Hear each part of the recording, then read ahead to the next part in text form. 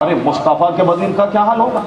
اور کون ہے وزیر؟ حضرت صدیق اکبر فاروق اعظم. یہ جو بولتے ہیں بولتے ہوئے تھکتے نہیں. قل انما انا بشر مثلکم، ہم حضور تو ہماری طرح ہماری مثل بشر، جیسے ہم کھاتے ہیں ویسے وہ کھاتے ہیں، جیسے وہ پیتے ہیں ہم پیتے ہیں، جیسے ان کی دعا ہماری دعا، جیسے ان کے کان ہمارے دو کان، جیسا ان کا دہن ویسے ہمارا دہن.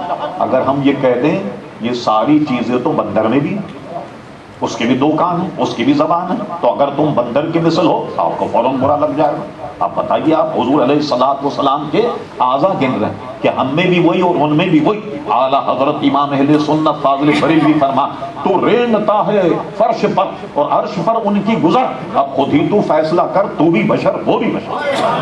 انہوں نے کیا؟ تو بادشاہ کس کے ہوتے ہیں، وزیر کس کے ہوتے ہیں جناب؟ یہ وزیر بادشاہوں کے ہوتے ہیں. حضور علیہ السلام سے بڑھ کر بادشاہ کون ہوگا؟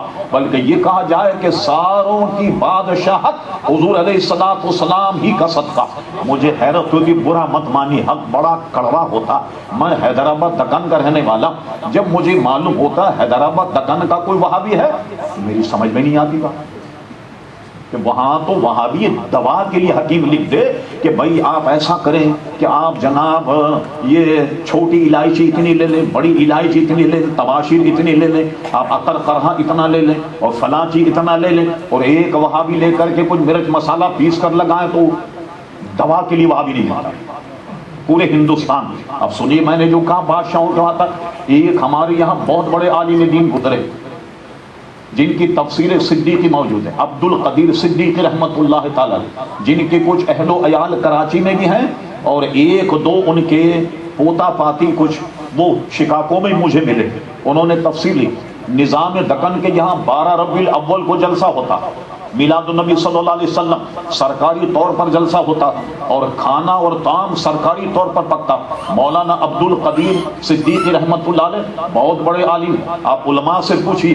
حضرت شیخ اکبر شیخ محی الدین رحمت اللہ علیہ ابن عربی کی کتاب کتنی اگر فصوص الحکم، جو تصوف کی ایسی کتاب جو بڑے بڑے علماء اور صوفیاء کے سمجھ میں نہیں آئے، مولانا عبد القدیر صدیقی نے فصوص الحکم کا ترجمہ اردو میں کیا. ناز لگائیں ان کا علم و فضل کہ اردو اس کو سمجھنا ہی اس کا بڑے بڑے صوفیہ علماء کے لیے ممکن نہیں، اور اس کا ترجمہ فصوص الحکم جو محی الدین عربی حضرت علامہ عبد القدیر صدیق رحمت اللہ علیہ نے کیا. اب کیا ہوا، کبھی کبھی جوش آئے، کوئی بات بظاہر خلاف حکمت ہوتی مگر حقیقت مبنی ہوتی. مولانا عبد القدیر صاحب جوش خطابت میں کہہ گئے، نظام دکن موجود اور ان کا تاج اپنے سر پہ رکھا ہوا. حیدرآباد دکن کے لوگ جانتے ہیں کہ ان کے تاج کی کیا خوبی، کیسے کیسے ڈائمنڈ اور کیسے کیسے ہیرے جناب جڑے. اور مولانا جوش خطابت میں کہہ گئے یہ نظام دکن حضور کی فضائل بیان ہو رہے ہیں. فضائل بیان ہوتے ہوتے نالین شریف کا مسئلہ آ گیا. نالین شریف کے فضائل پر مولانا نے کھڑے ہو کر کہا حضور کا نالین اگر نظام دکن کے تاج میں لگا دیا جائے اس کی شوکت بڑھے گی گھٹے گی نہیں، اس کی شوکت بڑھے گی. یہ تھے ماننے والے. نظام دکن کھڑا ہو گیا اور اپنا امامہ اتار کر کے کہا مولانا تم نے بالکل صحیح کہا، اگر اس پہ حضور کا نالین جل دیا جائے تو اس تاج پہ جناب اس میں خوبی پیدا ہوگی اور اس کی عظمت اور بڑھے گی. آپ نے بالکل صحیح کہا. کہ استاد زمن شہین شاہ سخن مولا حسن فاضل بریلوی کہتے ہیں اگر سر پہ رکھنے کو مل جائے نالے پاک حضور تو پھر کہیں گے کہ ہاں تاجدار ہم بھی ہیں. بادشاہوں کو بادشاہت حضور کے صدقے ملی. عزیزان کرام خیر بات طویل ہو گئی، مقرروں میں یہی پریشانی ہوتی کہیں لگ جائیں تو اسی طرف چلے جاتے، اصل مضمون پیچھے رہ جاتا. اللہ اکبر. میں عرض کر رہا تھا وزیر کس کے ہوتے ہیں؟ بادشاہوں کے وزیر ہوتے ہیں، اور ہمارے یہاں کے بے اختیار وزیر نہیں ہوتے، چاہے تو اخبار والے چھاپ دیں.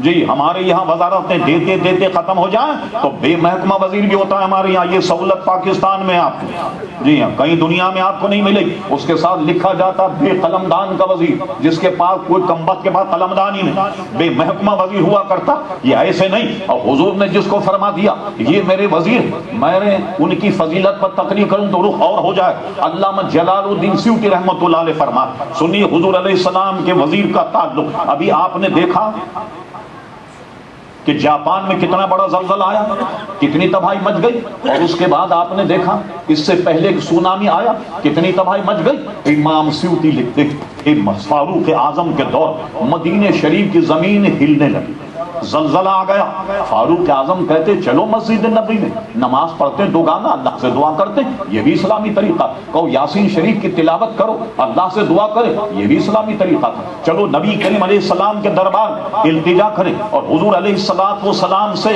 ان کے صدقے و طفیل گویا ان کو وسیلہ بنا کر دعا کریں، یہ بھی اسلامی طریقہ تھا ہمارے نزدیک۔ یہ ہے پیارے مصطفیٰ کے وزیر کا دبدبا، کھڑے ہو گئے اور درہ ہاتھ میں لے کر زمین پر زور سے مارا اور کہا زمین کیوں ہلتی ہے، کیا تجھ پر عمر نے عدل نہیں کیا؟ زمین کا زلزلہ بند ہو گیا۔ دیکھا آپ نے پیارے مصطفیٰ کے وزیر کا حال۔ جناب تھوڑے دن اور آگے چلی، مصر جب فتح ہوا، حضرت عمر ابن عاص رضی اللہ عنہ مصر کے گورنر جو فاتح ہیں مصر کے، ان وہاں کے گورنر کا خط آ گیا۔ خط کیا آیا؟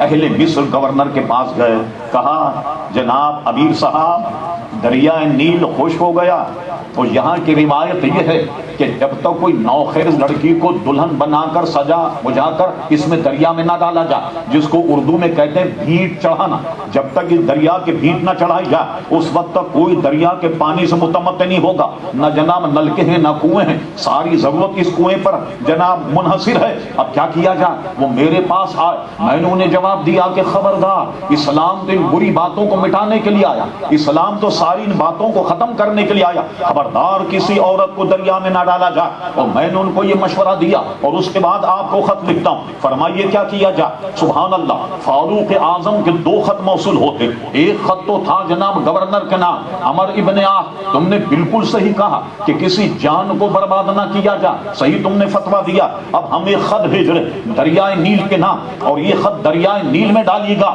میں سمجھتا ہوں زبان حال کو دیکھیے، اپنے پرائے سارے موجود ہوں گے اور جناب ہنس رہے ہوں گے، لیجیے امیر المومنین کا خط آیا دریائے نیل کے نام۔ لگتا ہے کہ دریائے نیل نے بھی عربی پڑھ لی کسی مدرسے سے کہ ان کا خط پڑھ کر کے اور اس پر وہ عمل کری۔ کیا اس میں سورہ یاسین لکھی ہوئی تھی؟ کیا سورہ بقرہ لکھی ہوئی؟ یہ شان دیکھے پیارے مصطفیٰ کے غلام، اس پر لکھا تھا بسم اللہ الرحمن الرحیم۔ یہ نامہ، یہ خط امیر المومنین عمر ابن خطاب کی طرف سے دریائے نیل کی جانب، اور دریائے نیل اگر تو اپنی مرضی سے بہتا خشک ہو جا، ہمیں تیرے پانی کی ضرورت نہیں، اور اگر تو اللہ کے حکم سے بہتا، یہ خدا کا بندہ تجھے آرڈر کرتا اسی طرح بہنے لگ جیسے پہلے بہتا۔ جناب دریا میں جب خط پڑھا وہ طغیانی آ گئی کہ جو دریا پہلے بہتا تھا اوپر 16 ہاتھ اوپر بہنے لگا۔ میرا مطالعہ بڑا ناقص ہے لیکن میری جہاں تک معلومات ہے آج تک دریائے نیل خشک نہیں ہوا۔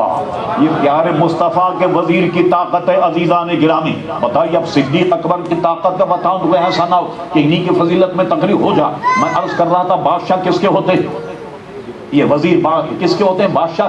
حضور علیہ السلام کائنات کے بادشاہ، ان وزیروں کا کیا حال ہوگا جو آسمان کے 2 وزیر ہیں، اللہ اکبر، اور زمین کے 2 وزیروں کا حال۔ میں عرض یہ کر رہا تھا سلیمان علیہ السلام کے وزیر کا یہ تصرف، تو پیارے مصطفیٰ کے وزیر کا کیا تصرف ہوگا؟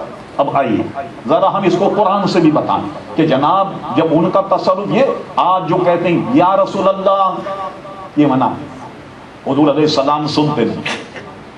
حاجی حقب ابو نور محمد بشیر صاحب رحمۃ اللہ تعالی علیہ، آپ نے شاید ملاقات بھی کی ہوگی، 95 سال کی عمر میں پنڈی میں ان کا وصال ہوا۔ وہ کہتے تھے حاجی حقب کے نام سے نعتیں بھی لکھتے تھے، کلام بھی کہتے تھے۔ انہوں نے اس موقع پر کہا سنائے نہ کوئی یاسین مرتے دم بھی نزدیک ہو، اس لیے کہ یہ منکر ندا کا اور اس پہ حرف یا کا، یاسین ہم پڑھتے ہیں نا، نہیں یہ تو یا کا تو منع کرتا ہے، تو اس کو یاسین میں نہیں سنانا چاہیے، اس لیے کہ تو ندا کا قائل ہی نہیں، اسے یاسین کیوں سنائیں گے ابا؟ تو دیکھیے جو کہتے ہیں کہ حضور علیہ السلام کو جانے کیا کیا کہتے ہیں، بڑا بھائی، اور جانے کیا کیا کہتے ہیں۔ اب آئیے حضور کا علم فتح اور قرآن کی روشنی میں، تاکہ کوئی یہ نہ کہے مولانا ضعیف حدیث بیان کر گئے، سنیے قرآن مجید فرقان حمید۔ میں نے پہلے اشارہ کیا قال الذی عنده علم من الکتاب، جو کتاب سے کچھ جانتا تھا، یہ کمال اس نے کیا جب جواہر خمسہ ایک اعمال کی بڑی مستند کتاب ہندوستان میں مانی جاتی اور پاکستان میں صاحب جواہر خمسہ یہ کہتے ہیں وہ کیا علم تھا اس کے پاس، وہ کیا اسم اعظم تھا اس کے پاس. صاحب جواہر خمسہ کہتے ہیں وہ یہ اسم اعظم جانتا یا ذل جلال والاکرام. یہ اللہ تبارک و تعالیٰ کا نام یہ اس کا وظیفہ کرتا تھا. تو یا ذل جلال والاکرام یہ ایک مختصر عربی عبارت ہے. اب آئیے من الکتاب، وہ کتاب سے